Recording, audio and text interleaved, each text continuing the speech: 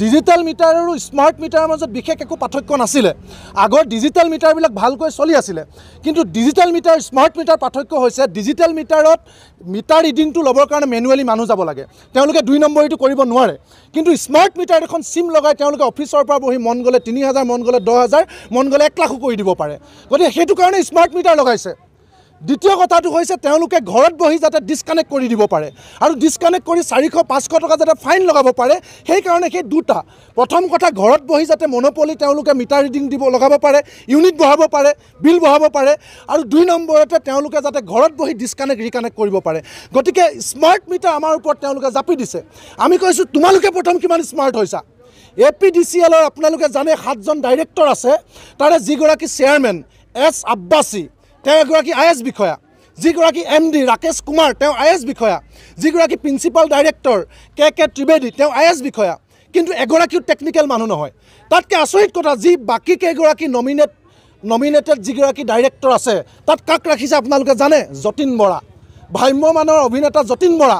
গতিকে য'ত যতীন অভিনেতা থাকিব, কাশ্যপ নামৰ এজন ঠিকাদাৰ আছে, শৰ্মা নামৰ আৰু এগৰাকী ব্যৱসায়ী আছে, এগৰাকীও যদি টেকনিকেল মানুহ নাথাকে, তেতিয়াহ'লে কেনেকৈ APDCL চলিব?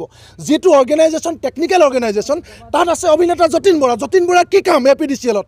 এতিয়া ৰাইজ দুৰ্ভোগ ভুগিছে। যতীন বৰা ক'ত ভ্ৰাম্যমানত নাচ গান কৰি আছে? যতীন বৰা কিয় নাহে ৰাইজৰ উত্তৰ দিবলৈ? যতীন বৰা তেওঁতো একদম সুবিধাবাদী মানুহ।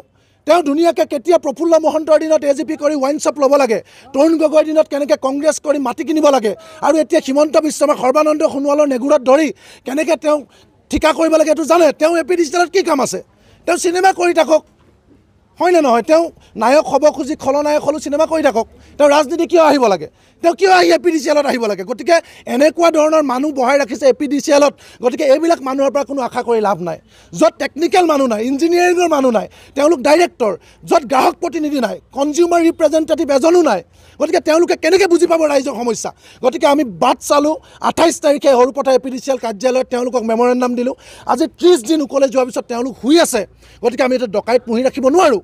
আমি স্পষ্টকৈ কৈছোঁ যে আমি প্ৰথম হাল বাবলৈ গ'লে কাঠৰ নাঙল লৈ গৈছোঁ। যদি মাটি ভাল, কাঠৰ নাঙলে হাল বাই বোকা দি ৰুইছোঁ, আৰু যদি মাটি বেয়া, ঘৰৰ পৰা আহি আমি চিম্ফ নাঙল প্লাউ হেৰো লগাব লাগিব। মেমৰেণ্ডাম দিলে যদি নুবুজে, তেতিয়াহ'লে ৰাইজে এই ধৰণৰ সিদ্ধান্ত ল'ব লাগিব। সেইটো নিৰ্ভৰ কৰিব চৰকাৰৰ এটিটিউডৰ ওপৰত। গতিকে চৰকাৰে সম্পূৰ্ণ অবৈধভাৱে, আমি এখন SOP দেখুৱাইছোঁ, তেওঁলোকে SOPখনৰ এটা উত্তৰ দিব নোৱাৰে। য'ত ক্লিয়াৰলি লিখা আছে স্মাৰ্ট মিটাৰ লগোৱাৰ আগত তাত ইণ্ডিভিজুৱেল নটিচ দিব লাগিব, পাব্লিক নটিফিকেশ্যন লাগিব লোকেল নিউজ পেপাৰত। তাত লিখা আছে যে মিটাৰ চেঞ্জিং ৰিপৰ্ট দিব লাগিব, ফটো আইডেণ্টিটি কাৰ্ড থকা মানুহে গৈ লগাব লাগিব। একো নাই, সকলো মানুহক সোধক, ক'তো নাই। ডকাইতৰ নিচিনাকৈ মানুহৰ ঘৰৰ ওপৰত জাপি দিছে, যিটো অবৈধ বস্তু লগাই দিছে। মোৰ চোতালত যদি কোনোবাই মনে মনে বাইক এখন থৈ আহে, মই এখন থানাত চমজাই দিবই লাগিব, নহ'লে মই চুৰ হ'ম। গতিকে ইলিগেলি লগোৱা বস্তু আমি ৰাখিব নোৱাৰোঁ, ঘূৰাই দিছোঁ। আমাক নালাগে পুৰণা মিটাৰ ঘূৰাই দিয়া, এইটো স্পষ্ট কথা।